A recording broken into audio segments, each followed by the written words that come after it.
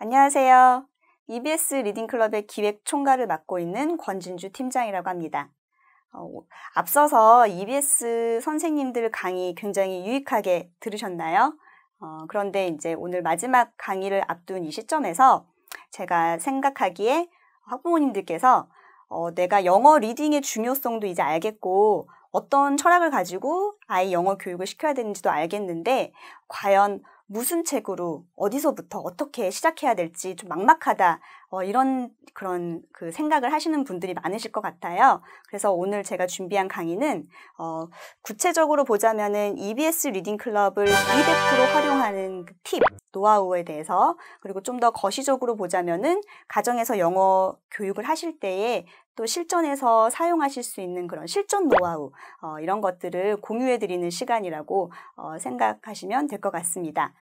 디지털 영어 리딩 프로그램이라고 했을 때 학부모님들께서 간혹 질문하시는 게요. 이게 그러면 종이책과 동일한 컨텐츠인가요? 이런 질문을 많이 하세요. 동일한 컨텐츠이고요.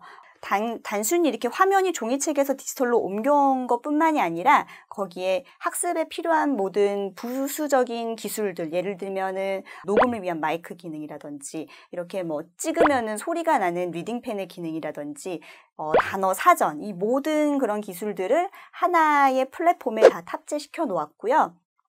그리고 책을 구독하는 형태로 볼 수 있다는 점. 단순히 하나의 기기뿐만이 아니라 서로 다른 여러 개의 모바일 디바이스를 통해서 동시에 책을 읽을 수 있다는 그런 장점이 있습니다. 영어책이라고 했을 때요. 영어책이라는 분야에는 두 가지 카테고리로 크게 나뉩니다. 하나는 네이티브 리더스라고 하는 원서, 그리고 ELT 리더스, 이렇게 두 가지가 있는데요. 원서는 말 그대로 원어민 아이들이 읽기 위해서 만들어진 책. 그러다 보니까 어쩔 수 없이 그 나라의 문화적인 특색이 녹아날 수밖에 없어요. 반면에 ELT는 English Language Teaching의 약자인데요. ELT 교재라고 하면은 영어를 모국어가 아닌 그 외국어로서 배우는, 마치 우리나라 학생들 같은 아이들을 대상으로 집필된 그런 리더스입니다.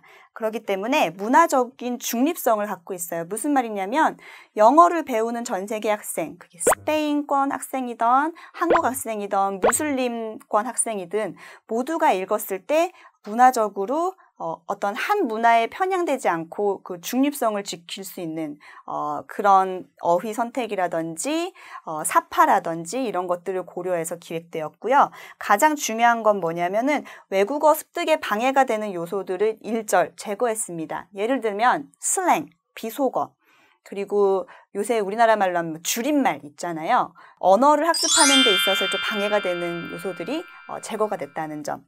그래서 예를 들면 이런 거예요. 여러분들 아시는 해리포터, 원서죠. 그리고 ORT, 여러분들 아시는 옥스퍼드 리딩 트리도 원서에 속합니다.